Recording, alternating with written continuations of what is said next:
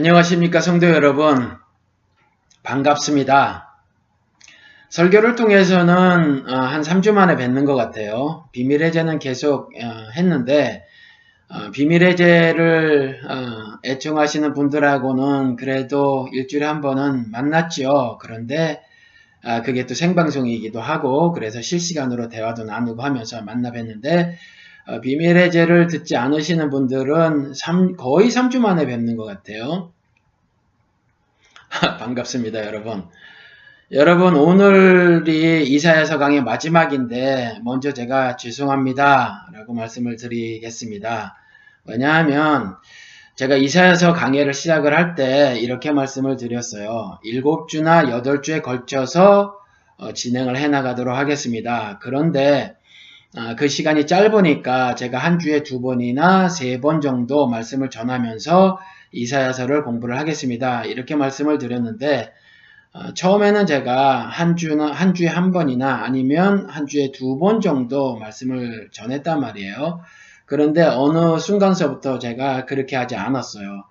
2주에 한 번 말씀을 전하기도 하고 오늘처럼 3주 정도가 지난 것 같은데 이렇게 오랜만에 이제 말씀을 전하는 바람에 제가 입으로 내뱉은 말이죠. 그 약속을 지키지를 않았습니다. 그래서 여러분들께 먼저 죄송하다 말씀을 드리겠습니다. 여러분, 저는요 어느 때부턴가 이렇게 변명을 하자면은 설교자로서 좀 고민에 빠졌었어요. 뭐냐 하면 예를 들어서 말씀을 드리면 오늘은 구원과 심판에 대해서 여러분들과 함께 공부를 할 텐데 말이에요.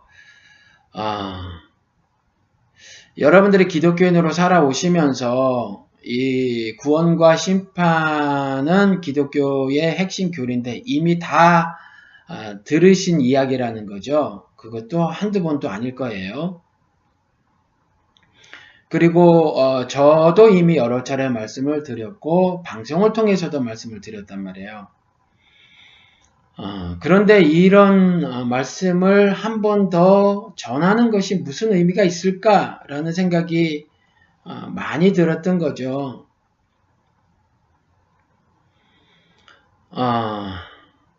게다가 여러분들은 구원을 받으셨다고 믿고 계시는 분들이고 그 말씀은 여러분들의 삶 가운데 이미 구원을 성취하셨다라는 건데 그런 분들께 제가 구원과 심판에 대해서 말씀을 드리는 것이 무슨 의미가 있을까라는 생각이 많이 들었다라는 거죠.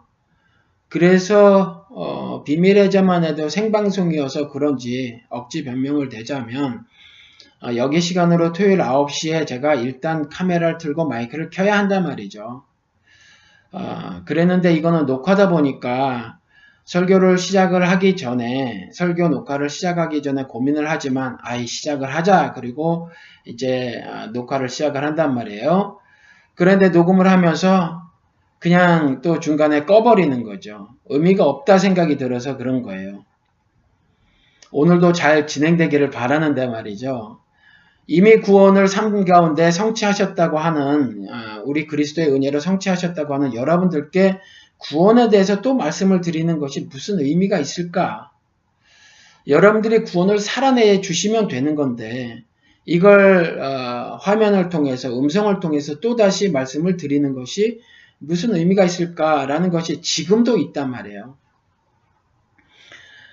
그러면서도 한쪽으로는 여전히 말씀을 전해야 되겠다 하는 생각이 없었던 것은 아니에요. 이유는 두 가지인데 저는 설교자로서 살아가니까 그 삶을 죽을 때까지 살아줘야 하지 않겠는가 그런 원론적인 부분하고 또 다른 이유는 지금 기독교계가 많이 망가져서 많이 망가진 게 아니죠. 다 망가졌죠. 그런데 흰옷 입은 자 몇이 있을 거란 말이에요.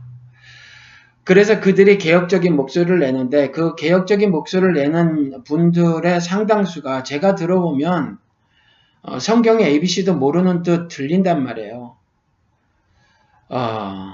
예수라는 이름의 우상을 전하고 있다라는 느낌이 너무 강하게 들어요.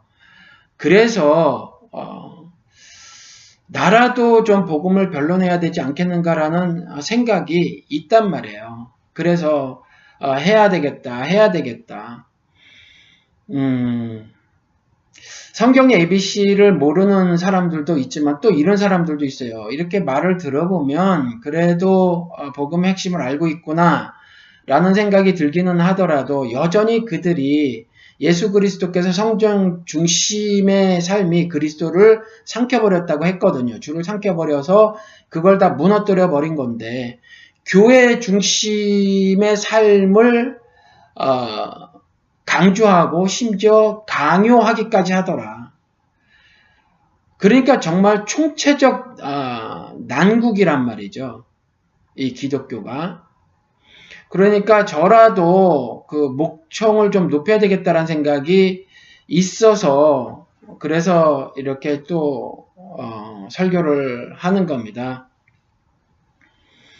그런데 제가 여러분들께 부탁 말씀을 드리는 거는 여러분들이 말씀을 살아주시는 일이 중요해요. 그걸 달아보신다고 했잖아요. 나중에 그리스도께서 다시 오시는 날 여러분들이 설교를 얼마만큼 많이 들었는가 이거 문제 삼지 않으시거든요.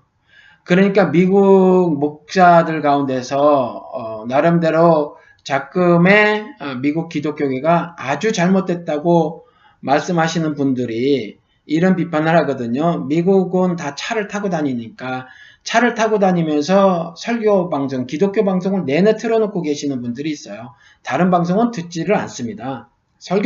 기독교 방송만 들어요.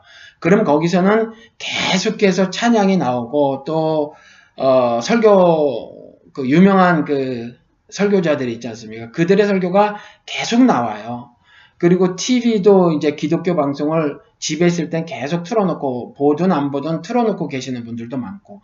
근데 그런 게 무슨 의미가 있느냐라고 말씀하시는 이제 개혁의 목소리를 내시는 그 목사님들이 있단 말이에요, 미국에도. 그런 말씀을 제가 드리는 거예요. 많이 들으시는 것보다 뭐 들으시면 좋게 하죠. 뭐 믿으면 들으면서는 아니까. 근데 듣고 땡쳐버리는 것이 못내 안타깝다란 말이죠. 그래서 정작 중요한 건 뭐냐면 여러분들이 말씀을 살아내 주셔야 한다는 거죠. 구원 교리를 알고 있으면 뭐예요? 구원받은 자로서의 삶을 살아 주셔야 한다는 거죠. 그리스도께서 다시 오시는 날 정말 심각한 일이 벌어질 수 있다는 거죠. 내가 네 삶을 무게를 달아보는데 너는 나를 신앙하지 않았구나 이렇게 말씀하실 수도 있으니까 제가 여러분들을 하나하나 다 몰라요. 여러분들이 어떻게 살아가고 계시는지를. 그런데 여러분들은 여러분들의 삶을 반은 아실 거란 말이에요. 반쯤은. 내가 신자로서 말씀을 살아내고 있는가 그렇지 않은가를 알 수 있단 말이에요. 이건 양의 문제가 아니거든요. 성격의 문제예요. 성격의 문제. 내가 구제는 왜 하며 내가 기도는 왜 하는가 라는 거죠. 내가 나의 삶의 모든 영역에서 오늘을 어떻게 살아가고 있는가 무엇 때문에 살아가고 있는가에 대해서 여러분들이 심각하게 고민을 하고 그래서 내 삶의 모든 그 조각조각들이 온전히 신자의 삶의 모습이 되어져야 한다라는 거죠. 그러니까 하늘살이를 하는 그런 모습의 삶을 살아줘야 한다라는 건데 여러분 제가 부탁 말씀을 드리는 것이 이렇게 설교 한 편 더 들으시는 것이 그리 의미가 없으니까 제가 고민했던 그런 부분들을 여러분들도 좀 고민을 하시고 말이죠. 그런 생각을 가지시면서 오늘 그 시간을 함께 했으면 좋겠습니다. 그래야 하나님 말씀을 공부를 하면서 여러분들과 함께 은혜를 나누는 시간이 되리라 그리 생각이 듭니다. 오늘은 구원과 심판에 대해서 여러분 함께 공부를 해 나가실 텐데 말이죠. 뭐 별다른 이야기를 하지 않겠습니다. 여러분들이 이미 다 아시는 이야기죠. 뭐 어떤 분들은 최근에 이제 제 설교를 듣거나 방송을 들으신 분들은 처음 듣는 이야기다 그러실 수 있겠지만 대부분 여러분들이 이미 다 아시는 이야기실 거예요. 그걸 다시 한번 짚어나가도록 하겠습니다. 그리고 오늘은 제가 특별히 원고를 그렇게 대단히 준비를 하지 않고 구원과 심판에 관한 이야기니까 제가 머릿속으로 정리하고 있었던 이야기들을 일부 끄집어내서 여러분들과 함께 공부를 하는 것으로 진행을 하도록 해나가겠습니다. 그러니까 구원이란 무엇인가, 심판이란 무엇인가를 공부를 해나가지만 구원의 모두를 말씀드리지 못할 것이고 심판의 모두를 말씀드리지 못할 거예요. 예를 들면 어떤 토픽이 이렇게 작은 거면은 좀 이렇게 자세하게 설명이 되겠지만 구원, 심판, 기도 이런 토픽들은 굉장히 큰 주제니까 이걸 짧은 시간 내에 다 다룰 수는 없어요, 여러분. 이런 거는 몇 박 며칠을 이야기를 해도 충분히 다룰 수가 없는 거니까 오늘 짧은 시간 내에 할 수 있는 거 제가 생각나지는 대로 여러분들과 함께 말씀을 나누도록 하겠습니다. 여러분 먼저 구원이 뭐냐 하면 여러분 구원이 뭐냐 하면요. 구원은요. 잃었던 하나님의 형상을 회복하는 것. 그게 구원이에요, 여러분. 그러니까 창세기를 보면 하나님께서 사람을 지으셨단 말이에요. 그렇죠? 사람을 지으시고는 다른 것들과는 다르게 보기에 좋았다 그런 말씀을 하지 않으세요. 그렇죠? 그리고 코로 생기를 불어넣으신단 말이죠. 코로 생기를 불어넣으시고 그 생기가 루하인데 그게 하나님의 영이란 말이에요. 하나님께서 자신의 영을 불어넣어 주셔서 자신의 모습과 형상을 담게 지어 주셨단 말이에요. 그 다음에 보기에 좋다 그러시는 거거든요. 그리고 사실은 그때 이미 보기가 좋은 모습인데 그걸 구체적으로 설명을 하시기 위해서 어떻게 문학적으로 설명을 하고 계시냐 하면 제가 문학적이라고 말씀을 드리면 반감을 가지실 분이 계실지 몰라요. 그런데 이건 철저하게 문학적인 표현입니다. 하나님께서 It is not good for man to be alone. 그러니까 사람이 혼자 있는 것, 독주하는 것이 좋지 않다 그래요. 사람을 지으시고도 좋지 않다 그러십니다. 다른 건 다 좋다고 하셨거든요. 그런데 사람을 지으시고 좋지 않다 그래요. 그리고 여자를 지으시고 그 다음에 뭐라고 말씀하시냐면 2장보다 시간적으로 뒤에 벌어지는 일이 1장 말미인데 창세기에 이제 남자와 여자를 다 지으시고 남자가 부모를 떠나 아내와 연합하는 거죠. 그렇죠? 그런데 그게 남자가 부모를 떠나가 아니라 사람이 부모를 떠나 이렇게 돼 있거든요. 아내와 연합하면 보기에 좋다 이제 이렇게 말씀을 하고 계시는 거거든요. 그러면 이제 아들이 누구냐면 사람이 누구냐면 거기에 부모라고 했으니까 이제 아들이란 말이에요. 아들이 하나님을 떠나서 여자라고 하는 사람과 연합되었을 때 그러니까 신부인 신부죠. 교회가 그렇죠. 신부가 신랑을 맞이했었을 때의 그 모습을 창세기가 말을 하고 있는 거예요.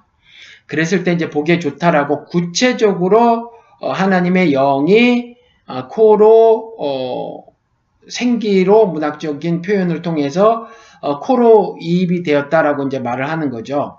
주입이 되었다고.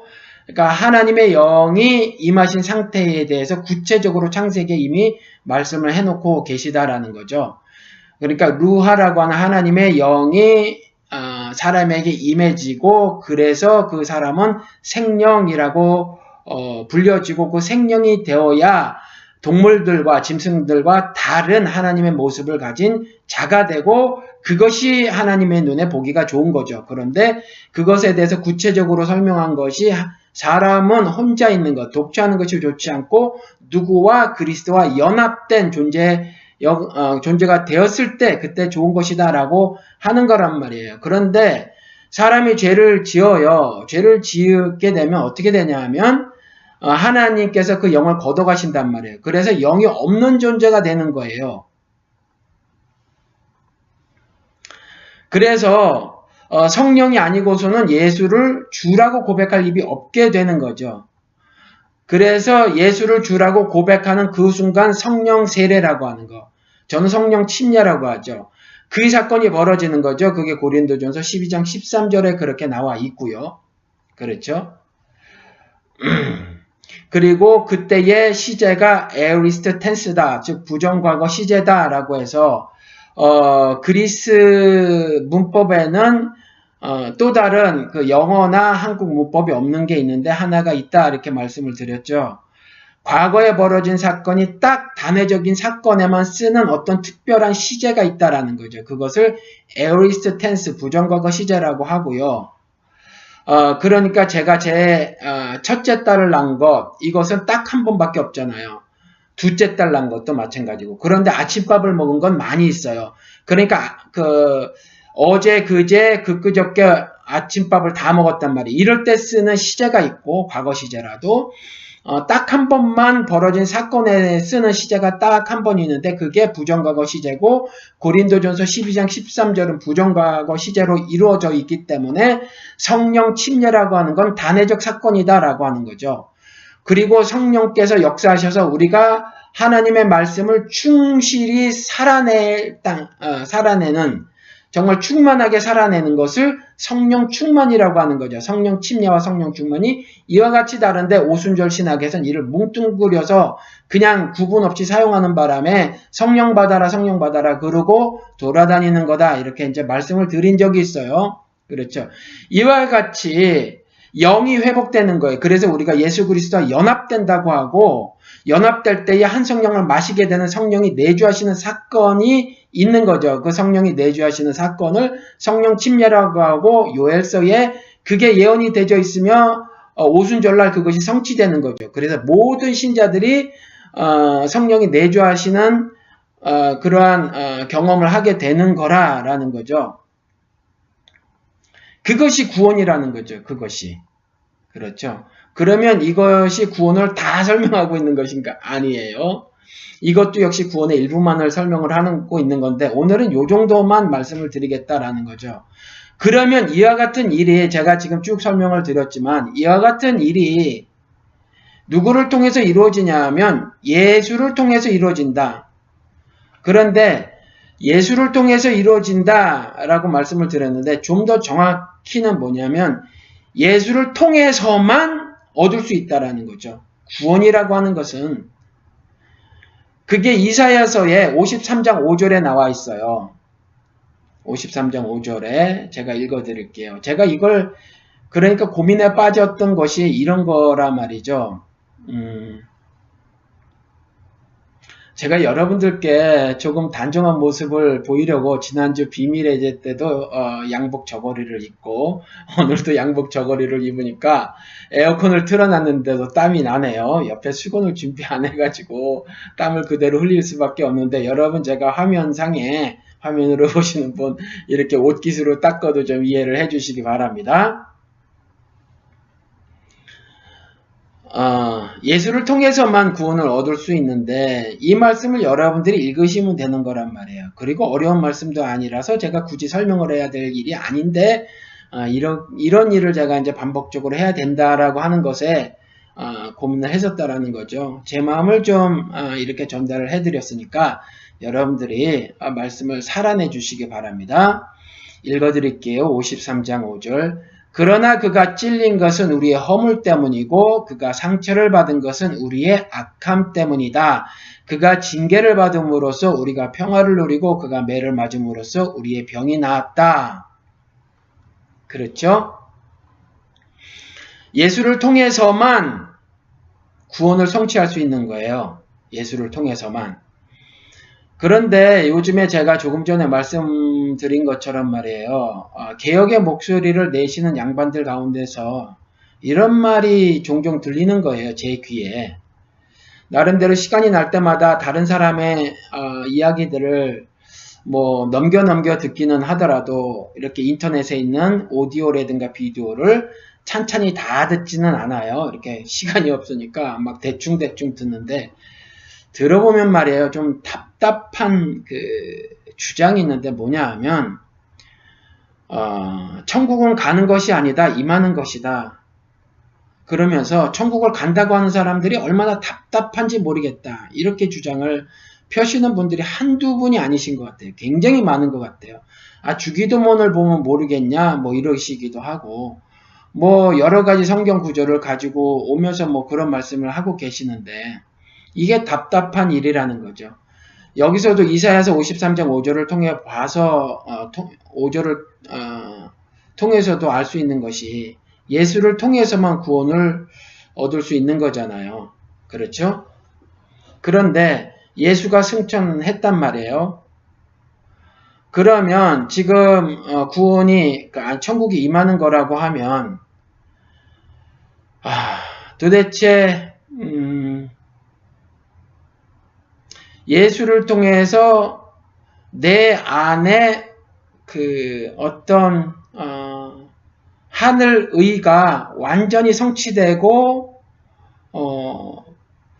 하늘나라가 임하는 것이라면, 그렇죠, 주기도문 말씀대로 그렇기만 하는 것이라면 예수님과 우리와의 관계가 everlasting이라고 하는 거, 영원할 수 있나요? 그러니까 우리 죽잖아요. 그렇죠. 우리 죽잖아요. 죽는데 그냥 우리가 지금 살아있는 동안에 임하는 것으로 말해버리면 예수 그리스도께서 승천하신 것에 대해서는 우리가 어떻게 이해를 해야 되죠, 여러분? 이런 점들이 있는데 예수 그리스도께서 찔림으로 우리의 허물이 벗겨지고 말이죠. 상처를 우리 악함 때문에 받아주셨는데 그의 그와 같은 대속 제물 대심이 2000년 후를 살아가는 우리들에게도 그 구원의 능력이 되는 사건이라면 이건 초자연적인 사건이란 말이죠. 그렇죠?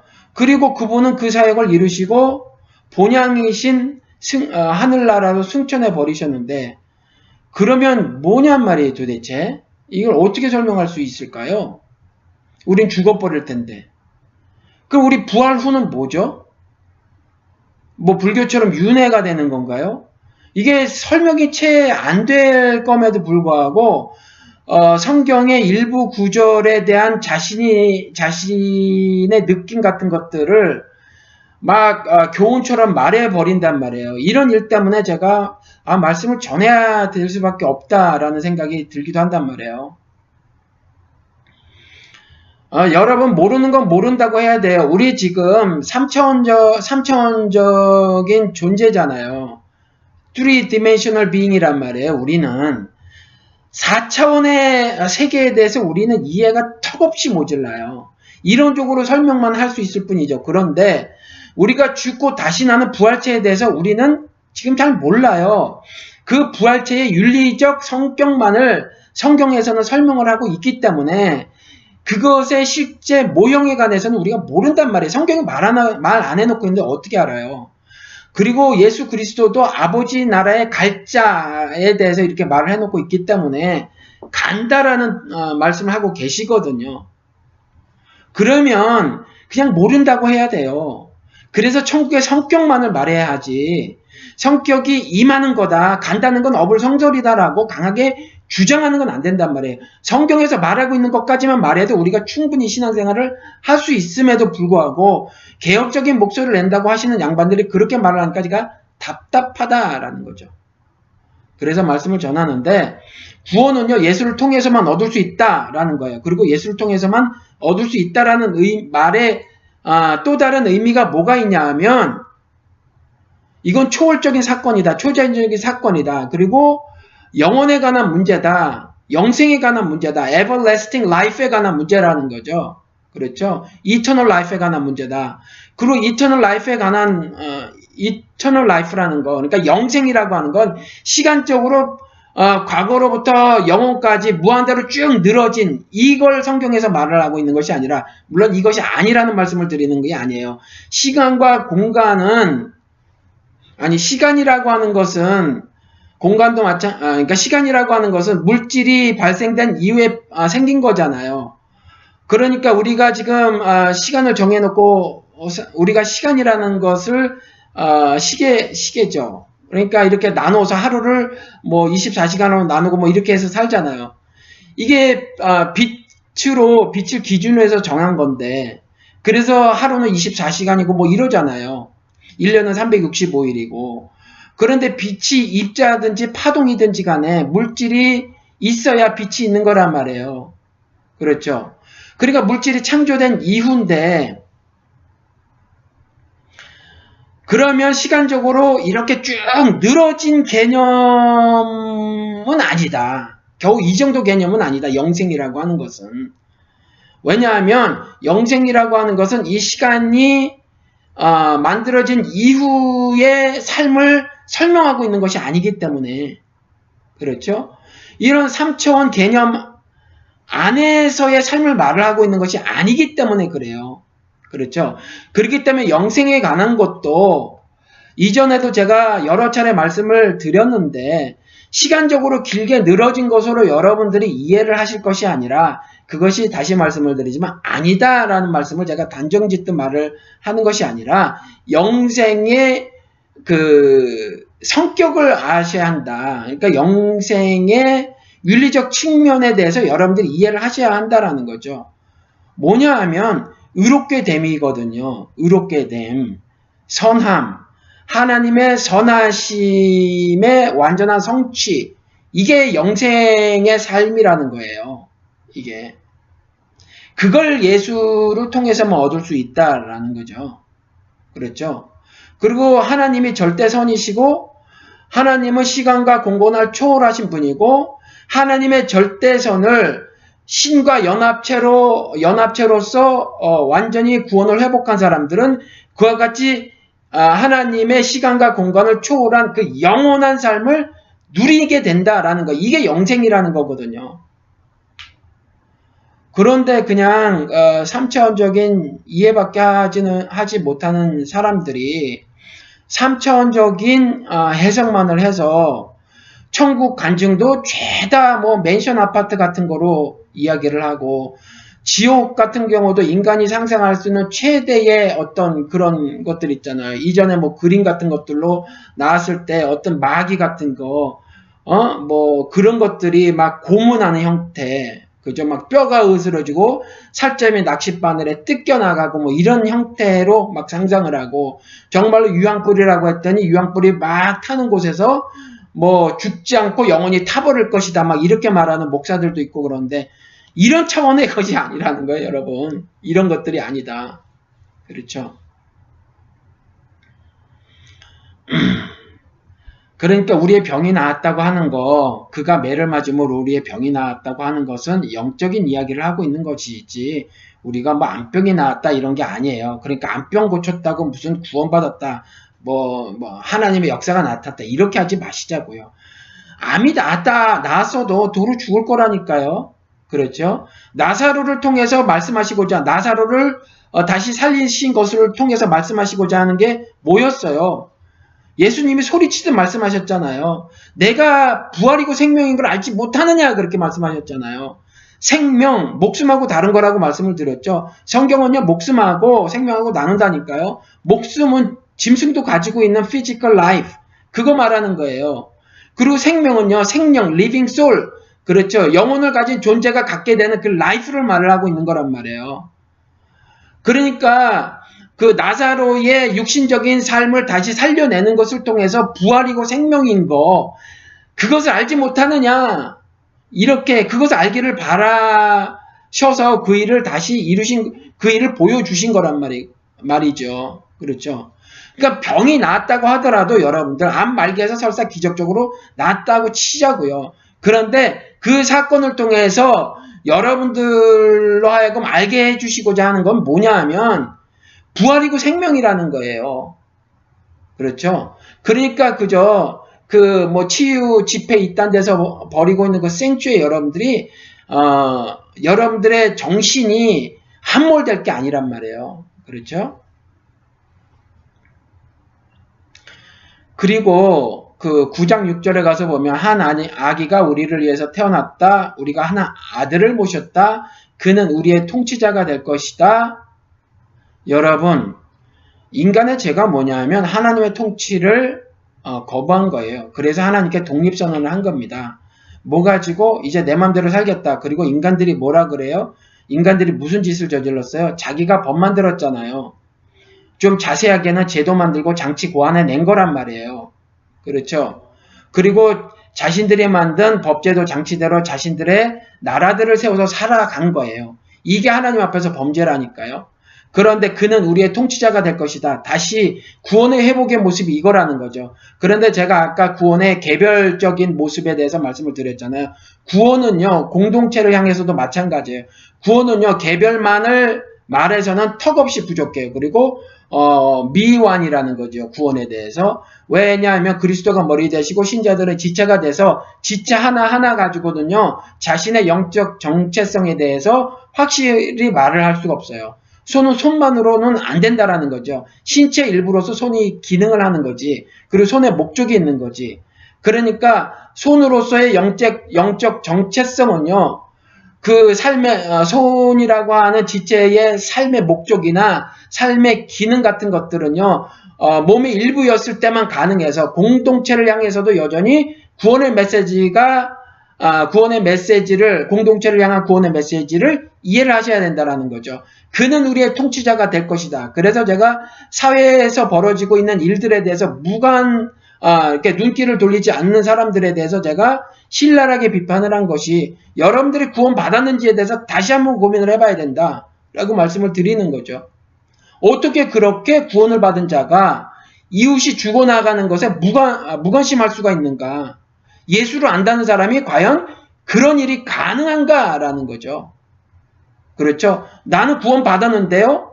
손이라면서요, 발이라면서요, 콩팥이라면서요, 눈이라면서요. 그런데 그것이 머리가 되신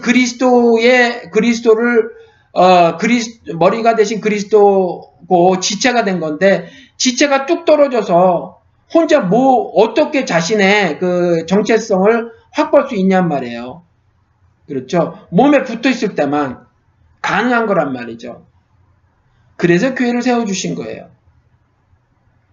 그런데 다시 읽어드릴게요. 9장 6절. 한 아기가 우리를 위해서 태어났다. 우리가 한 아들을 모셨다. 그는 우리의 통치자가 될 것이다. 우리죠. 공동체.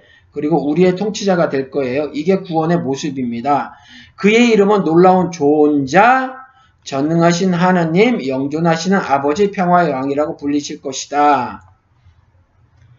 제가요, 웬만하면 신앙 상담을 하지 않으려고 합니다. 왜냐하면 전문가가 아니어서 그래요. 저는요, 그런데 그래도 하는 이유는 뭐냐 하면, 전문가들을 만나면 돈이 들어가요. 그런데 저는 공짜로, 할 수 있으니까, 제가 그나마 좀 하면 한다라는 거죠. 그런데 가능하면 저는요, 텍스트만 말씀드리려고 해요.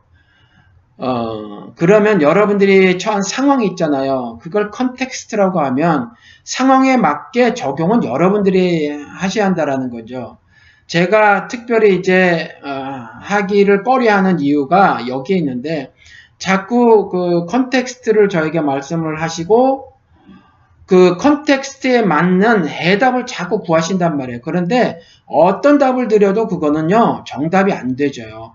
그거는요, 그 상황을 직접 경험하고 있는 분들이 직접 상황화를 하셔야 한단 말이에요. 그 텍스트를 가지고, 그 텍스트라고 하는 성경 말씀, 하나님 말씀을 가지고 그 말씀을 내가 상황화를 해야 한다라는 거죠. 우리가 흔히 말하는 적용. 그런데 아무튼 하나님께서 놀라우신 좋은 자라고 하셨으니까 우리가 좋은 자 그러면 성령 하나님을 되게 떠올리죠. 왜냐하면 그가 카운셀러라고 미국 사람들은 이제 그렇게 많이 표현을 하니까. 그렇죠. 그런데 여기서도 그렇게 나온단 말이에요. 그리고 전능하신 하나님 올마이티가, 이것도 신앙 고백으로 여러분들이 늘상 하고 사셔야 한다라는 거죠. 여러분들이 삶을 살다가 꽉꽉 막히는 경우가 있을 거예요. 그러면 어떡하지 당장에, 이런 탄식이 터져 나온단 말이에요. 그런데 믿는 자 안에서 능치 못함이 없다시잖아요. 그러니까 전능하신 하나님을 신앙으로 고백하시기 바랍니다. 그 안에서 능치 못하는 일이 신자에게는 없다라는 거죠. 이 말씀 여러분들이 명심하셔야 돼요. 그리고 이 말씀에 대해서 오해가 없기를 바라는 마음에서 여러 차례 설명을 드렸어요. 그리고 영존하시는 아버지, 이것도 여러분들이 신앙으로 고백을 하셔야 될 거란 말이죠. 그렇죠? 영존, 영원히 존재하시는 분이라는 거예요. 그렇죠? 그분처럼, 절대선이신 그분처럼 절대선을 입게 되는 우리들도, 입은 우리들도 하느님처럼 영존하게 된단 말이에요.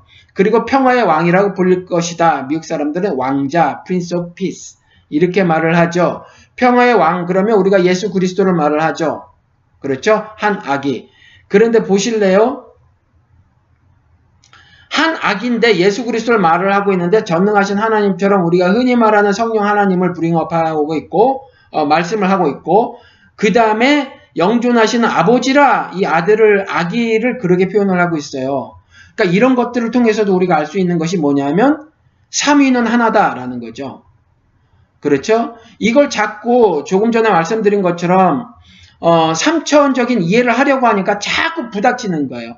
그래서 자기 이성을 동원해서 뱀이 눈이 뜨게 해준 건데 그게 그렇죠? 그 뱀이 뜨게 해준 이성 가지고 말이에요. 막 성경을 읽어보는 거예요. 읽어보니까 말이 안 되는 거예요. 삼위가 하나가 된다는 게. 그러니까 삼위일체가 말이 안 된다 이렇게 말을 하는 개혁적인 목소리를 내는 목사들도 여러 계시는 것 같단 말이에요. 요즘에. 그렇죠? 삼위가 하나라고 하는 것은 일단 삼위라는 것 역시도 그냥 우리가 세 분 다른 인격체라는 거거든요. 그렇죠? 우리 같은 우리가 이해를 하기 위해서 삼위 세 분의 다른 객체라고 말씀하고 있지만 그냥 세 다른 인격체라고 우리가 이렇게 알아야 돼요. 그러니까 three different being이다. 세 분의 다른 객체로서의 하나님이다 라고는 우리가 하나님이라는 신을 이해해서는 안 된다는 거죠. 그러니까 한 위에 대해서 그리고 일체라고 하는 것도 한 몸이라고 하니까 우리식 3차원 존재의 언어 표현이잖아요. 그렇죠? 그러니까 그렇게 이해를 하시면 안 된다라는 거죠.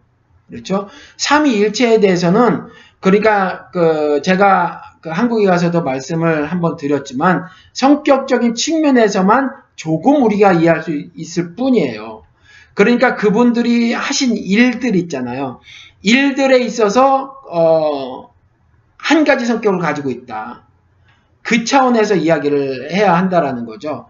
그러니까 성부 하나님의 깊은 곳까지라도 통달하신 성령 하나님께서 하시는 일이 성령 하나님의 독단적인 일이시냐? 아니다라는 거죠.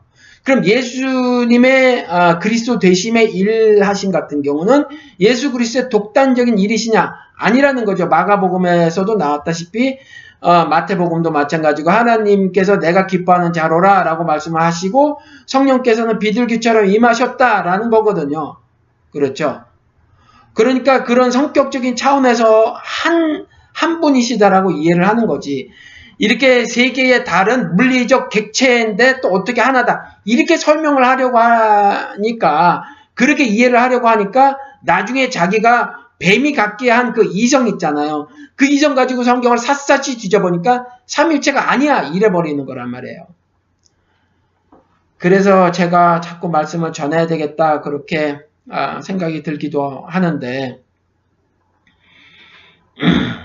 여러분들 제가 말씀을 드린 것처럼 구원에 대해서 이론적으로 많이 공부를 하는 일보다 더 중요한 것은 구원받은 자의 삶이다라는 거예요.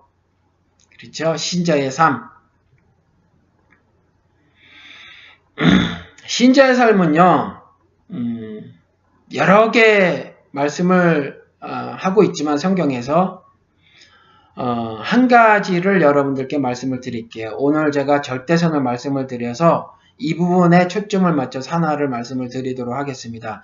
요한일서 3장 9절에 가서 보면 하나님께로서 난 자마다 죄를 짓지 아니하나니 이는 하나님의 씨가 그의 속에 거하며 저도 범죄치 못하는 것은 하나님께로서 났음이라. 여러분, 제가 방송에서 한번 이렇게 말씀을 드린 적이 있어요. 사람은 기질이 다른데 어떤 사람은 좀 고지곧대로 말하고 인식하고 이해하고 하는 분들이 있다. 이런 기질이 있다. 딱딱하게. 그래서 저는 그런 것들을 미국에서 이제 미국 신학교에서 배웠기 때문에 이제 영어 단어를 썼죠. concrete라고 있잖아요. 딱딱한 거, 딱딱하잖아요. 그래서 이 concrete에 ly 부사로 붙이면 concretely 그래가지고 고지곧대로 뭐 이렇게 이제 쓴단 말이에요. 그래서 이런 사람들이 it is what it is. 그게 그거다. 이렇게 이제 이해를 한다라는 거죠. 이건 태어나면서부터 갖게 된 기질인데 예를 들어서 장난감을 가지고 노는 아주 어린 아기들을 봐도 그냥 뭐 다른 걸 상상하지 않는 그런 아기들이 있어요. 이게 열등하다라는 게 아니에요. 그냥 그런 다른 기질이라는 거죠. 그리고 어떤 기질은 뭐냐면 조금 더 다르게 생각을 하는 거죠. 좀 더 예를 들면 이 어떤 사물이나 현상을 보고 해석의 폭을 좀 늘려가는 거죠. 그래서 그걸 abstractly 이렇게 이해를 하는 사람들이다. 이렇게 말씀을 드린 적이 있어요. 그래서 방송에서 제가 우리 막내를 예를 들어 드린 적이 있는데 5살인가 그때 초승달을 보고 알파벳 C 같으다. 그 다음에 웃을 때 눈 요렇게 그 눈 같으다. 그리고 손톱 같으다. 뭐 이렇게 제가 지금 까먹었지만 5개 정도를 어린아이가 이렇게 말을 한 적이 있어요. 그러니까 얘 같은 경우는 이제 abstractly 이해를 하는 거죠. 달을 보고 다른 걸 상상하는 거예요. 그러니까 시리얼 중에서 보면 콘플레이크 있잖아요. 그렇죠. 요만한 조그만 거, 납작한 거, 콘플레이크스가 있는데 그걸 보고 어린아기가 요거 갖고 새집 만들면 좋겠다 이렇게 상상하는 애들이 있지만 어떤 애는 전혀 상상을 하지 않죠. 이건 그냥 내가 우유에 타먹는 그냥 시리얼일 뿐이에요. 그렇죠. 이렇게 두 다른 기질이 있는데 어떤 사람들은 예를 들어서 abstractly 이해를 하고 인식을 하고 하는 사람들은 concretely 이해하고 인식하는 사람들을 고지곧대로 인식하고 이해하고 말하고 행동하는 사람들을 이해를 해요. 그런데 그 고지곧대로 이해하고 인식하는 사람들은 abstractly 이해하고 인식하고 말하고 행동하는 사람들을 잘 이해를 못해요. 그래서 그게 그거지 하는 사람들은 과학을 하거나 공학을 하는 게 좋죠. 성경은요, both and로 이해를 해야 돼요. 이게 이럴 수도 있고 저럴 수도 있다라고 이해를 해야 돼요. 그래서 똑똑 떨어지는 공부를 한 사람들은 성경을 해석을 할 때 머리에 쥐가 나는 거죠. 머리에 쥐가 나버리는 거예요. 그런데 성경은 제가 다시 말씀을 드릴게요. both A and B 이게 맞겠네요. 그러니까 A와 B가 다 가능해 라고 이해를 해야 돼요. 인문학이 아마 다 그렇지 싶어요. 사회과학도 그렇고. 그런데 자연과학이라든가 공학 뭐 이런 거는 그렇지 않을 수 있다라는 거죠. 제가 이 말씀을 왜 이렇게 길게 드리냐 하면 여러분들이 성경을 보실 때 abstractly 이해를 하시는 분들은 괜찮은데 이렇게 그게 그거지 it is what it is 이렇게 하시는 분들은 오늘 제가 읽어드린 것 같은 요한일서 3장 9절 그 밖에 다른 많은 구절들 있잖아요. 성경은 많은 구절들이 이런 식으로 요한일서 3장 9절과 같은 표현이 되어져 있는데 잘 이해하셔야 된다는 거예요. 보실래요? 다시 읽어드릴게요.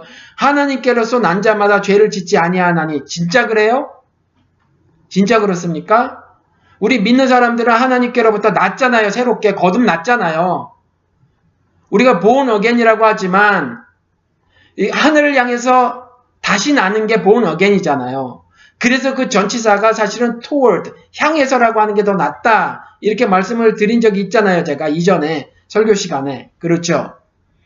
그러니까 하늘을 향해서 다시 낳는 거거든요. 그리고 transform 이렇게 변했다라고 말하는데 변하긴 뭘 변해요? 똑같죠. 어제랑 내가 똑같은데 아주 형체가 변한 거 transgender처럼 trans란 말 쓰고 form 형태가 변했다고 하잖아요. 근데 변하긴 뭘 변해요? 안 변했잖아요. 그러면서 말하는 것이 속사람이 변했다. 이 속사람이 변했다도 미국 사람들이 쓰는 그 단어를 그대로 가지고 온 거죠. 우리는 원래 그 단어가 없었을 거예요, 아마. inner being이라고 하거든요. 이걸 그대로 속사람이라고 번역을 해가지고 미국 유학파들이 한국에 그대로 그렇게 번역을 해서 사용한 것 같은데 속사람이 변했다 이제 이렇게 말을 하는데 속사람은 변하긴 뭘 변해요. 성질 급한 사람은 그대로 급하고 그렇죠. 느린 사람은 그대로 느리고 그렇죠. 그리고 분노 조절 장애 있는 사람이 분노 조절 장애가 하루 만에 치유가 되나요? 예수 믿었다고? 그렇게 안 되잖아요. 그런데 하나님께로 난 자마다 죄를 짓지 아니하나니 정말 안 져요? 죄 져요. 바울 보면 짓잖아요. 알잖아요. 죄를 짓는다니까요. 그러니까 이렇게 이걸 갖다가 그게 그거지. 그 말이 그 말이지. 하나님께로 난 자마다 죄를 짓지 아니한다며. 거짓말 아니야 이거. 구라잖아. 이렇게 이해하시면 안 된다고요. both A and B. A와 B가 다 가능하다. 온 이스라엘은 구원을 받으리라. 아니에요. 아니라니까요. 그런데 로마서에 그렇게 써 있어요. 그러니까 그런 것들을 접할 때 여러분들이 해석을 잘 하셔야 한단 말이에요. 온 이스라엘은 이름을 받은 야곱 있잖아요. 그러니까 약속의 후손들이 구원을 받을 것이다 라는 거예요. 그 말씀이 이스라엘 혈통을 가진 객체의 모두가 구원을 받을 것이 아니라 그러니까 하나님께로서 난 자마다 죄를 짓지 아니하나니에 대한 해석도 따로 앱스트랙을 해야 된단 말이에요. 이해가 되시죠? 왜 그래요? 이는 하나님의 씨가 그 속에 거하며 이게 이유라니까요. 그렇죠. 이게 이유예요. 그러니까 이게 지금 요한일서 3장 9절인데 절대선을 입은 자로서의 삶을 어떻게 살아가야 하는가 신자로서 즉 구원받은 자로서 그 말씀을 드리려고 이제 이걸 가져와서 집중해서 여러분들과 나누는 거예요. 이게 3장 9절 말씀인데 7절 보시자고요. 7절에 이렇게 써 있어요. 자녀들아 너희를 미혹하지 못하게 하라. 미혹당할 수 있다라는 거죠. 그리고 성경을 통해서 보면 미혹당하게 되면 쓰러지고 넘어지더라. 그런 경우가 허다하더라. 질비하더라. 다수가 그렇게 당하더라 라는 거거든요. 그래서 이스라엘을 결국 벌하시고 회복 안 시키시잖아요. 그렇죠. 장래에 한번 이스라엘의 대회심 사건이 있겠지만 그러시잖아요. 그렇잖아요. 그러니까 그런데 자녀들아 너희를 미혹하지 못하게 하라. 두렵고 떨림으로 공의 하나님을 늘상 생각해서 알고도 범죄 짓지 아니하도록 깨어있으라라는 거잖아요. 예수 그리스도께서 베드로에게 뭐라고 했어요? 1시간, 1hour 그랬잖아요. 1시간도 깨어있지 못하겠느냐. 우리가 이만한 존재라는 거를 각성시키시는 거거든요. 우리는 1시간도요 사실은 하나님의 뜻에 부합된 삶을 스스로는 살 수 없는 존재임을 말씀하고 있는 것이란 말이죠. 그리고 요한일서 3장 9절에 이렇게 말해놓고 10절에 뭐라고 말해놓고 있냐면 가인과 같이 하지 말라. 가인과 같이. 그렇게 말을 해놓고 있어요. 가인과 같이 하는 자들이 있다라는 거예요. 있다. 그러니까 하나님께로서 난 자마다 죄를 짓지 아니하나니 죄를 실제로 짓더라. 가인과 같은 자들이 있더라라는 거예요. 그런데 하나님께로서 난 자마다 죄를 짓지 아니하나니 왜요? 하나님의 씨가 그의 속에 거하며 하나님의 씨가 그의 속에 거하니까 하나님의 씨가 뭐예요? 말씀이 누가? 예수 함께 사는 자들이니까 성령이 내주하시니까 성령 하나님께서 말할 수 없는 탄식으로 우리를 회개케 하신다니까요. 우리를 의의 길로 인도하신다니까요. 생명의 성령의 법이 우리를 죄와 사망의 법에서 해방시키신다니까요. 그렇잖아요. 그러니까 날마다 깨어있으라라는 말씀이에요. 두렵고 떨림으로 우리의 구원을 이루라라는 말씀이에요. 가인과 같이 하지 마라. 가인이 어떻게 했어요? 가인이 그 창세기 4장에 가서 보면 4장 7절인가에서 그러잖아요. 죄가 문 앞에 엎드렸는데 너는 죄를 다스려 할지니라 그랬잖아요. 네가 분을 내미 어찌 미뇨 이러잖아요. 네가 분을 내미 어찌 미뇨. 그런데 이것도 제가 영어로 말씀을 드릴게요. 오늘 죄송합니다. 영어로 많이 써서. 이게 피부에 닿아서 그래요. If you do what is right. 이렇게 얘기했거든요. If you do what is right. 네가 옳게 행동을 했다면, 네가 옳았더라면, 네가 옳은 일을 했더라면 네가 너와 네 제사가 받아들여지지 않았겠느냐라는 거예요. 옳게 행동하지 않았다는 거죠. 생명의 성령의 법대로 따라 살지 않았다라는 거예요. 하나님의 씨가 내 안에 있는데, 그렇죠? 말할 수 없는 탄식으로 오호라 나는 공고한 사람이로다 누가 나를 이 사망의 몸에서 건져내 주랴 라고 하지 아니하고 그렇게 안 살았다라는 거죠. 그렇게 살지 않는다. 여러분, 예수께서 바리새인에게는 굉장히 날석에 비판하셨잖아요. 그런데 죄인들과는 겸상하셨어요. 창기도 막 다 봐주시고, 이게 말이 안 되잖아요. 그런데 이 예수 그리스도의 이 모순된 행동이 이해가 되지는 사람이 하늘 섭리를 깨달은 거예요. 바리새인이 도대체 뭐가 잘못했어요? 손 씻고 밥 먹으라는 게 뭐가 잘못이냔 말이에요. 손 씻고 밥 먹으면 되지. 근데 손 씻고 밥 먹으라고 했다고 예수 그리스도가 뭐라 그래요? 너희들은 장로들의 유전을 따르는구나. 그 장로들의 유전을 따르는 건 하나님을 반역하는 것이로다 라고 말을 하잖아요. 아니 그깟게 뭐가 그렇게 심각하게 잘못했다고 그러잖아요. 하나님 저는요 저 정말 세리 보세요. 악독하잖아요. 난 저 인간처럼 안 살아요 하나님. 이라고 하나님께 말씀을 드린 게 뭐가 잘못이에요. 그렇죠? 그런데 거들떠도 안 보잖아요. 거들떠도 안 보고 그 세리를 보시잖아요. 세리에게 눈길을 주시잖아요. 이 차이가 뭘까요? 왜 죄인들은 죄가 그렇게 많은데 그들과 겸상을 하시고 심지어 죄인 중에 죄인이라고 상정하고 있는 세리와 더불어 상정하고 있는 그 창기를 받아주셨을까요? 너 더 이상 그런 짓 저지르지 마. 요 정도 하고 끝내셨을까요? 이 차이를 아셔야 한다니까요. 왜 그러셨는지. 그래야 그리스도의 뜻을 알게 되는 거잖아요. 뜻을 알아야 실천하고 살 거 아니에요. 그렇죠?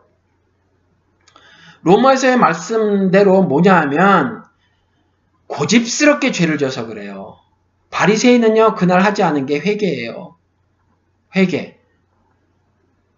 돌이키지 않고 자기의 법을 주장하기 때문이죠. 내가 내 생각대로 나를 되돌아보니 나는 회개할 게 없어요. 구제도 잘했잖아요. 봉사도 잘했잖아요. 내 재산 빨아가지고 그렇게 불쌍한 이웃들을 돕고 살았잖아요. 제사를 안 드렸나요? 기도를 안 했나요? 금식을 안 했나요? 어마어마하게 잘하고 살았다니까요. 그렇잖아요. 그런데 고집스럽게 죄를 범하는 건 뭐냐 하면 내가 내 법대로 살아가는 거예요. 그래서 예수 그리스도께서 그렇게 말을 하는 거죠. 너희들의 장로들의 유전, 그들이 만들어 놓은 법대로, 그들이 만들어 놓은 해석대로, 그들이 만들어 놓은 율법 강령대로 살아가는구나 라는 거거든요. 그렇죠? 그래서 그래요. 그래서 말씀하신 거란 말이에요. 그러니까 요한일서 3장 9절도 하나님께로서 난 자마다 죄를 짓지 아니하는데 왜 그러냐면 하나님의 씨가 그의 속에 거하기 때문에 그래요. 말씀이 거하기 때문에. 말씀의 기능이 뭐죠? 죄를 밝혀주는 거예요. 말씀으로 내가 죄인 걸 안다니까요. 내가 행동한 것에 하늘 성격을 구별해낼 수 있다니까요. 이것은 의로운 행동이었고 이것은 불의한 행동이었다라는 거죠. 그리고 그게 왜 그렇게 중요하냐면 제가 저를 보아도 그렇고 제가 여러분들을 죄인이라고 몰아붙이잖아요. 그러면 은혜인 줄 아셔야 된다는 거죠. 왜요?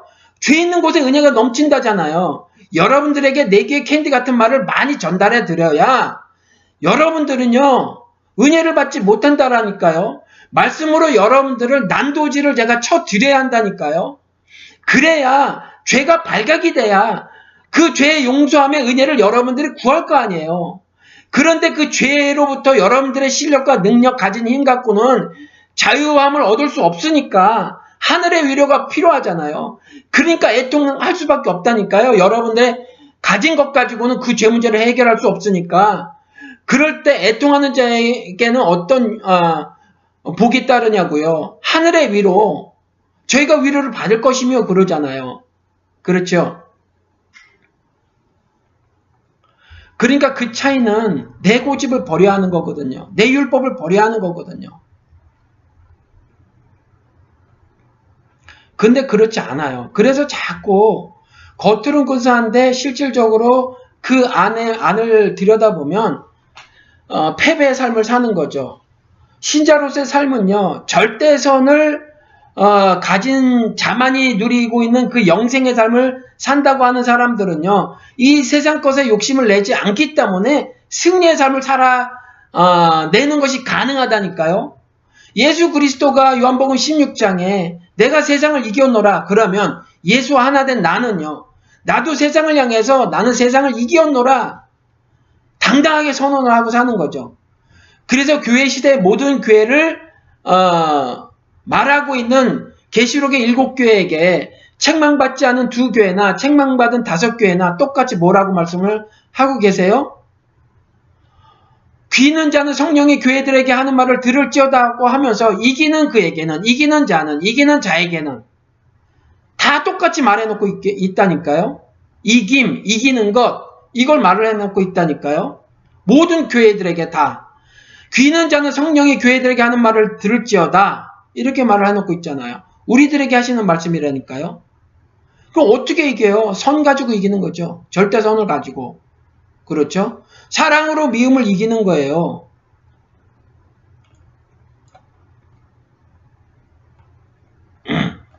우리는 그래서 바리새인과 같은 그런 말을 안 하는 거죠. 나는 저 더러운 바리새인과 같이 아니하나이다 라고 하는 영적 교만을 우리는 입전에도 올리고 사는 게 아니죠. 그렇죠? 내가 뭐라고. 안 그래요? 그렇지 않습니까? 그러니까 저는요, 성숙이라는 단어를 썩히 신자의 삶에 가져오기를 원하지 않아요. 성숙이요? 무슨 성숙이요? 성경에 대해서 그와 같은 신학을 정말 세운 바울 역시 별거 아닌 것 같고 쓰러지잖아요. 뭔 성숙이요? 오늘 성숙할 수 있어요. 엘리야처럼. 그렇죠? 당당하게 그 850의 거짓 선지자들 앞에서 죽으면 죽으리라 맞짱 떠볼 수 있다니까요. 그렇죠? 그런데 금세 또 육신의 그 위협 앞에 말이죠. 죽음의 위협 앞에 또 도망칠 수도 있는 것이 인간이라니까요. 성숙, 무슨 성숙이요? 바울은요, 40에 하나 감한 매 맞고 죽을 수 있잖아요. 그렇죠? 그 풀스윙으로 그 때리는 게 10대만 맞아도 뭐 거의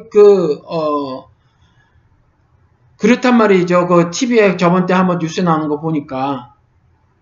그런데 40에 하나 감한 매 막 그렇게 맞고 태정으로 맞고 뭐 일주일을 나무 조각 하나 매달고 말이죠. 이렇게 동동 떠다니고 말이에요.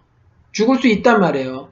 그렇게 살다가도 금세 쓰러지고 넘어지는 것이 사람이라 성경에 써놓고 있기 때문에 성숙이라는 단어를 신자의 삶에 가져오는 걸 저는 그렇게 바람직하다고 생각을 하지 않고요. 은혜라는 단어를 더 쓰길 원한다는 거죠. 주님의 은혜로 내가 오늘 이기고 살았고, 주님의 은혜로 이렇게 말을 하자고요. 주님의 은혜로 어제 내가 이기고 살았고, 주님의 은혜로 오늘 내가 승리를 맛봅니다. 그리고 주님의 은혜를 바라옵나니 내일도 이기는 삶을 살게 하여 주시옵소서라고 말하는 거죠. 그래서 기도를 할 때에 그리스도께서 하신 일로 인해서 감사와 찬양을 올리고 그리스도께서 하신 오늘의 일을 통해서 감사와 찬양을 하늘로 올려드리고 그 다음에 그리스도께서 하실 일, 앞으로 하실 일로 인해서 감사와 찬양을 하늘에 올려드리는 거죠. 그렇죠?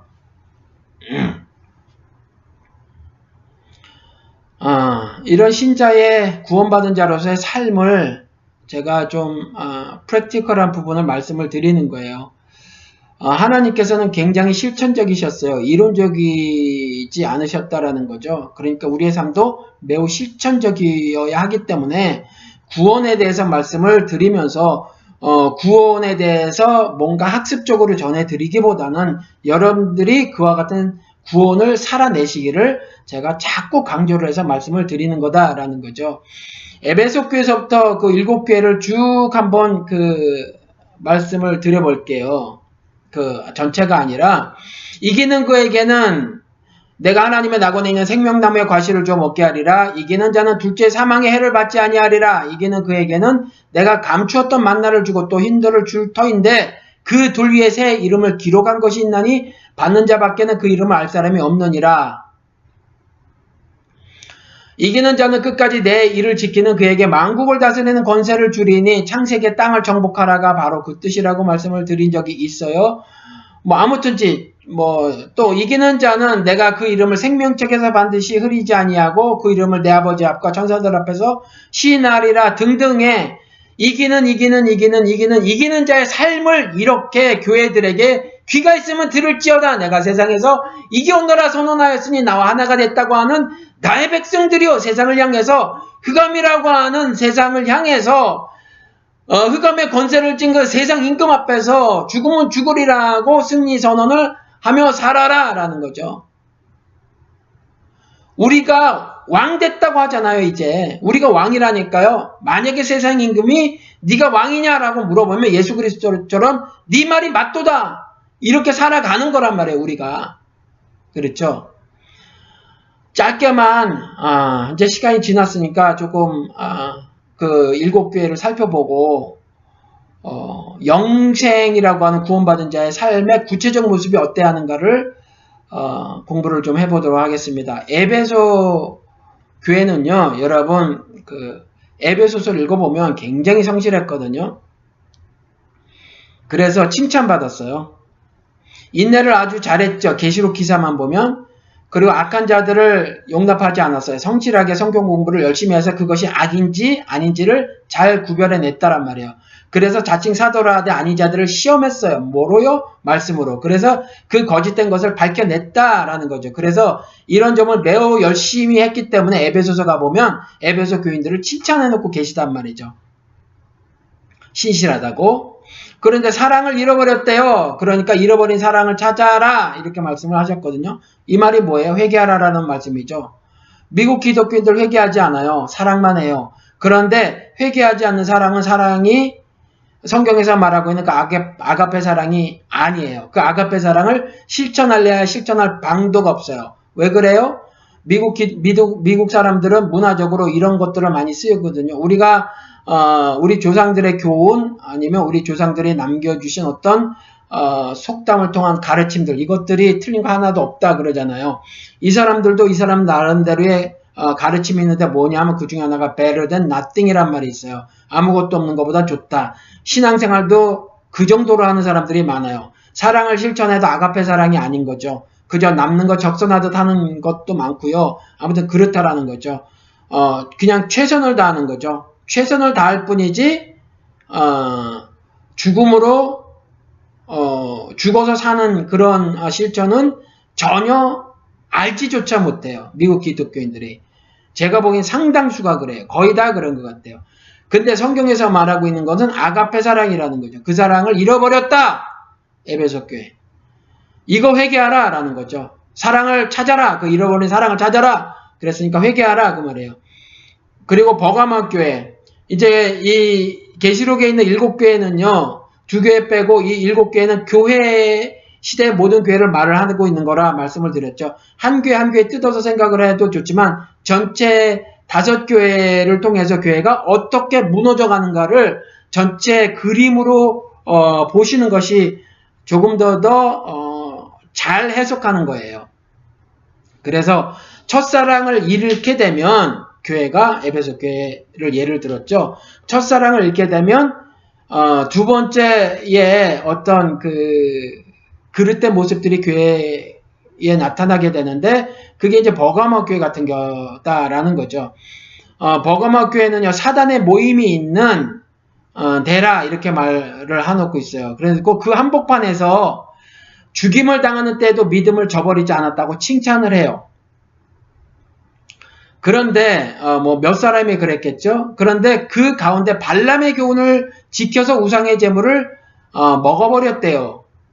그러니까 하나님의 사랑에 빠진 그 공간에 뭐가 차기 시작했냐면 재물이 들어차기 시작하는 거죠. 맘몬, 머니, 돈. 그렇죠. 하나님과 더불어 섬길 수 없다고 하는 그 그것, 그렇죠. 그것이 들어차기 시작을 하는 거죠. 발람 아시잖아요. 그렇죠. 발람이라고 하는 선지자를 데려다가 발락이 좀 해보고 싶은 일이 있었단 말이죠. 그렇죠. 그래서 그 이스라엘의 통과를 좀 막아보고도 싶고 막 그랬었단 말이에요. 그래서 발람을 청했는데 발람이 이런저에 거절을 해요. 발락의 사신들을 만나고 이런저에 거절을 하는데 기억나는 대로 좀 말씀을 드리는 거예요. 이런저에 거절을 하는데 발락이요 포기하지 않고 사신을 또 보내죠. 부하들을 또 보내요. 그래서 사정사정 통사정을 해요. 그때 발람이 약간 흔들립니다. 그래서 요렇게 말하죠. 우리도 요런 말을 잘합니다. 그러면 저 방에 가서 오늘 유숙해라. 내가 하나님께 기도를 해볼게. 기도해보고 하나님께서 뭐라고 말씀하시는지 들어보고 너희들에게 내가 말해주마. 이게 가당치 않은 말이죠. 멋진 말 같죠? 기도해보고 우리 한국 기독교인은 그런 말이에요. 기도해볼게요. 뭘 기도해봐요. 옳게 행동하면 되지. 핑계 대는 거라니까요. 하나님께서 이미 말씀해 놓으신 게 있어요. 잘못된 건 기도해보지 말라니까요. 잘못된 거. 옳은 건 하시라니까요. 그렇잖아요.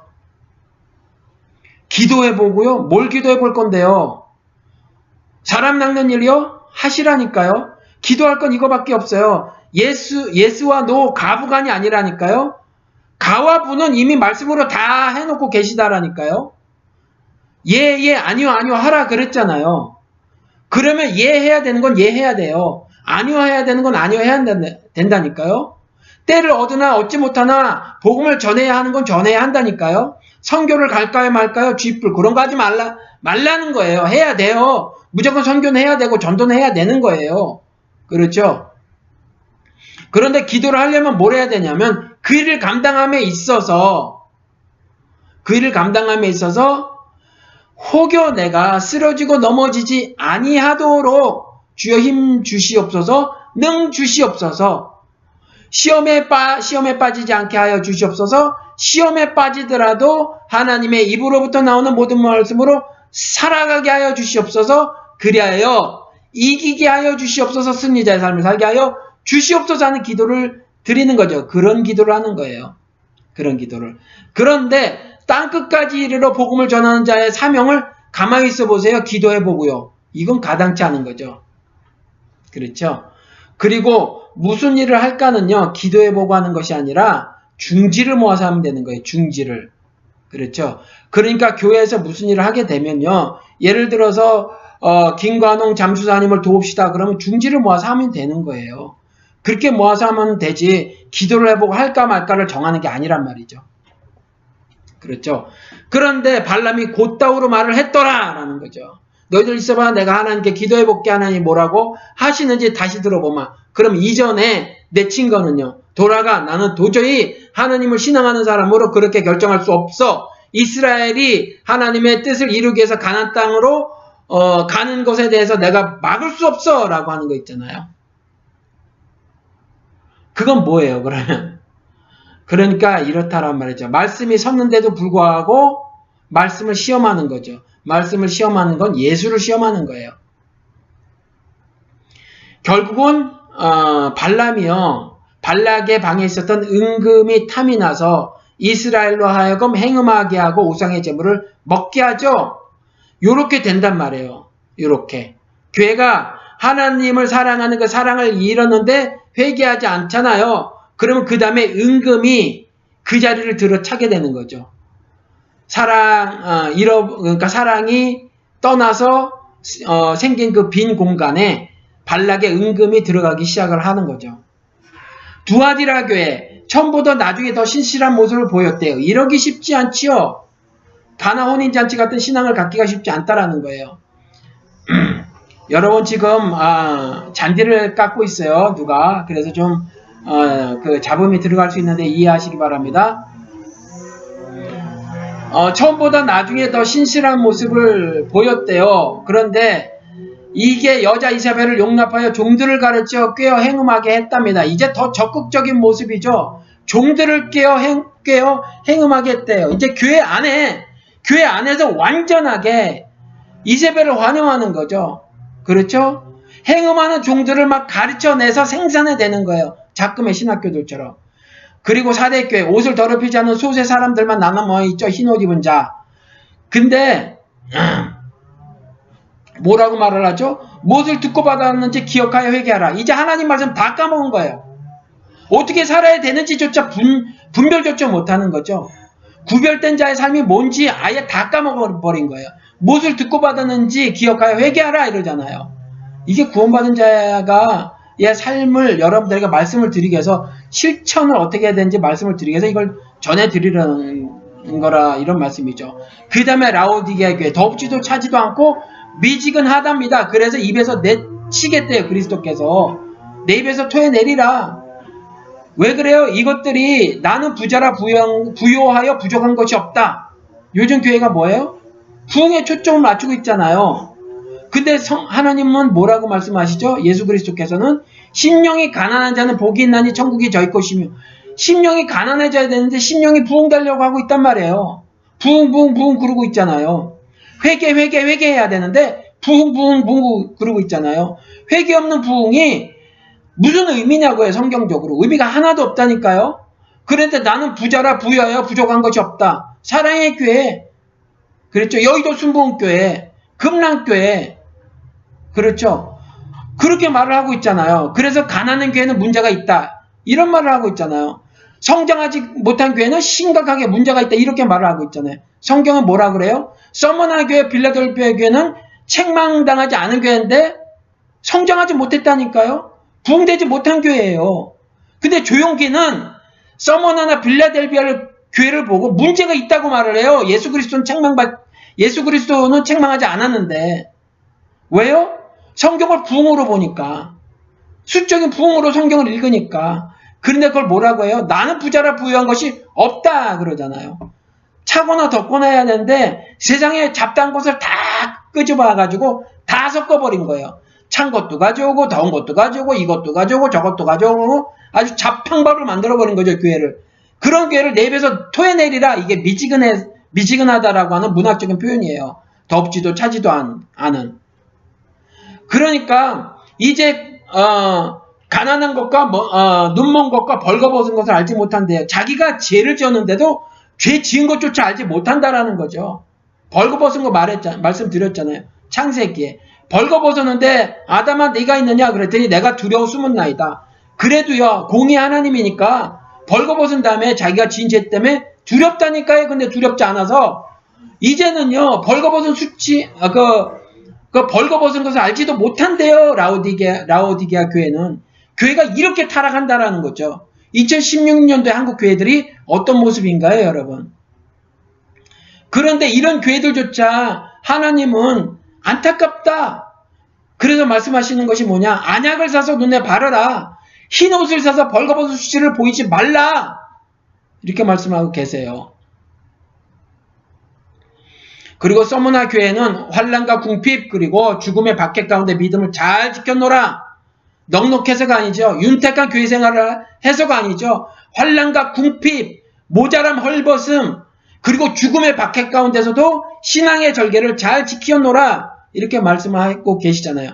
그리고 겉면에 말씀하시기를 장차받을 고난을 두려워하지 말라. 그리고 빌라델비아 교회는 뭐죠? 교회가 하도 조그마니까 적은 능력을 가지고 능력이 없어요. 아무 능력이 없어요. 그런데 하나님만을 의지했단 말이에요. 오라 나는 공고한 사람이로다. 누가 나를 이 사망의 몸에서 건져내 주랴. 할렐루야 아멘. 생명의 성령의 법이 나를 죄와 사망의 법에서 건져내 주었습니다. 주님께 찬송을 돌립니다. 적은 능력을 가지고도 그래서 교회 사명을 잘 감당했답니다. 그렇죠. 업적의 크기가 아니라 행함의 성격에 충실하였다라는 거죠. 충실하였다. 그렇죠? 이사야서에서는 2장에 보면 동방의 미신이 가득하고 블레셋 사람들처럼 점을 치고 이방 사람들의 손을 잡고 그들과 언약을 맺고 은과 금 등 보화가 많고 군마가 가득하고 병거가 셀 수 없이 많고 우상들로 꽉 차 있고 지손으로 만든 것에 꿇어 엎드리고 이렇게 고발을 하고 있어요. 상황을 설명을 하고 있고. 그런데 그 가운데도 주님의 빛 가운데로 걸어가라! 이렇게 말을 하고 있어요. 내내 그런데 그냥 이렇게 한두 개만 끄집어서 말씀을 드리는 거예요. 그렇죠? 기독교계는요, 한국 기독교계는 동방의 미신이 가득해요, 지금. 그리고 블레셋 사람들처럼 점을 치고 앉았다니까요, 지금. 그렇잖아요. 그리고 이방 사람들과 손을 잡고 언약을 맺어요. 그리고 처한 그 주변 상황을 보시라고요. 부자라면서요. 중국 11억 거짓대라고 우린 잘 먹고 잘 산다면서요. 음과 금 등 보화가 지금 많아요, 우리나라가. 그렇죠? 군마도 가득하고 병거도 셀 수 없이 많아서 사드도 있고, 미국의 핵무기가 1270개나 있고, 남쪽에. 그런데도 우상들로 꽉 차 있고, 자기 손으로 만든 말 못하는 우상에게 꿇어 엎드리고, 그래서 갑질들이 날리고, 이러한 가운데 주님의 빛 가운데로 걸어가라, 신자로 살아가는 것이 뭔지 말씀하고 계시는 거라니까요. 48장, 주님의 이름으로 맹세하고 하나님을 섬긴다고 하지만 진실과 공의라고는 전혀 없는 자들아, 이렇게 말씀하시잖아요.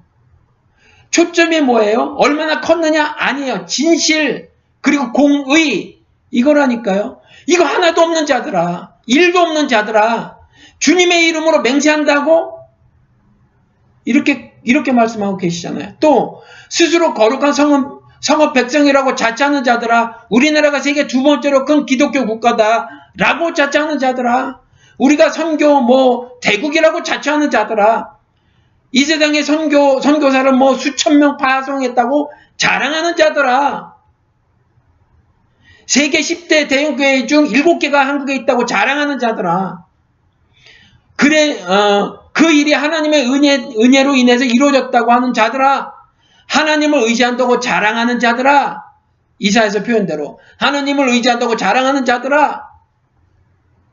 그런데 이어서 하신 말씀이 이 완고한 자들아. 성경은요 똑같은 메시지라니까요.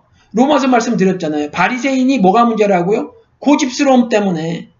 고집스러움. 끝까지 자기 율법으로 자기가 의로운 자라고 하는 거예요. 그래서 자기 율법으로 자기가 살아가는 거죠. 하나님의 통치를 거부하는 거예요. 예수 그리스도 그 한 아기에 대해서 말씀을 하고 있잖아요. 그가 우리의 통치자가 되고를 신앙으로 고백하지 않는 거죠. 고집스럽게. 그래서 이 완고한 자들아, 이렇게 말을 하는 거죠. 어떤 자에게? 하나님을 의지한다고 하는 자에게, 스스로 거룩한 성읍 백성이라고 자처하는 자들에게. 그런데 진실과 공의는 일도 없는 이 자들이라는 거죠. 너희들이 부어 만든 우상이 너를 구원하였다고 말하는 자들아, 너희는 바벨론에서 나오라. 그리고 그 바벨론이라는 그 소돔과 고모라 같은 성읍에서는 그 바벨로니아 사람들에게서 도망하여라, 이렇게 말을 하고 있잖아요. 출애굽기 제가 여러 차례 말씀을 드리지만 19장을 전후로 해서 이집트에서의 탈출, 그리고 시내산에서 율법을 주심으로 인해서 그 이후의 기록은 이스라엘 공동체에 남아있는 이집트 문화, 이집트의 죄악됨을 끄집어내는 기록이다. 물리적으로 이집트에서 구원해 내시고, 그 다음에 이스라엘 공동체에 남아있는 이집트를 끄집어내는 기록이 출애굽기다라고 말씀을 드렸는데, 성경 내내가 동일한 말이에요. 바벨론에서 나오라. 그리고 바빌로니아 사람들에게서 도망하여라. 대형교회에서 나오세요. 나온 이후에 뭘 해야 하냐면 개 같은 교회에서 나오셔야 된다니까요. 하나님의 말씀을 완전히 왜곡하는 교회에서 나오셔야 한다니까요. 나오고 난 다음에 그 교회에서 배웠던 모든 잘못된 것들을 여러분들이 끄집어내서 버리셔야 한다니까. 아까워하지 마시고. 그게 바벨로니아 사람들에게서 도망하는 거예요.